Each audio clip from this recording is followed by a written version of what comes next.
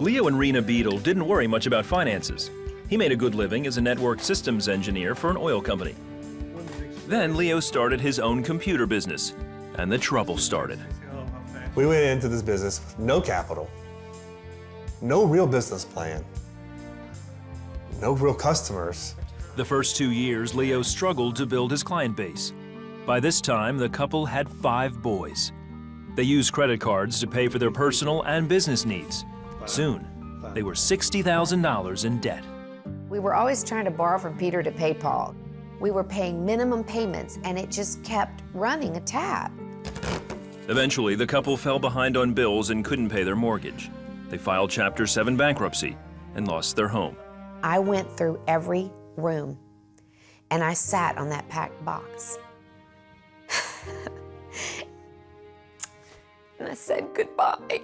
And I thanked God for the times that we had had there. The family moved into an apartment and had to use food stamps and shop at secondhand stores for their kids. John, their oldest son, remembers when they went to a thrift store to buy him shoes. 50 cents, I think we paid for this one pair of shoes, and the sole was not even there. It was like the weirdest thing. I remember feeling the very bottom of the shoes. One day, the couple was watching the 700 Club and made a donation. Later, CBN sent them a teaching on finances.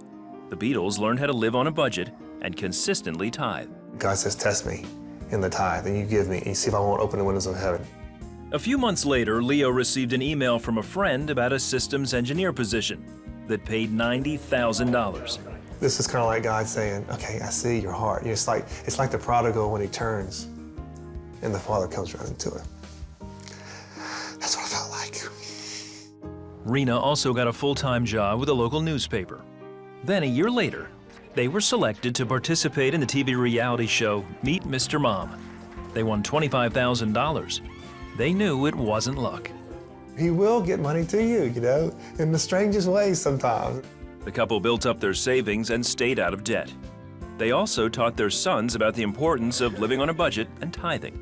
I mean, I've tithed my checks. Since I've had a job, I've given to the, back into the house of God. Leo has landed an even higher paying job.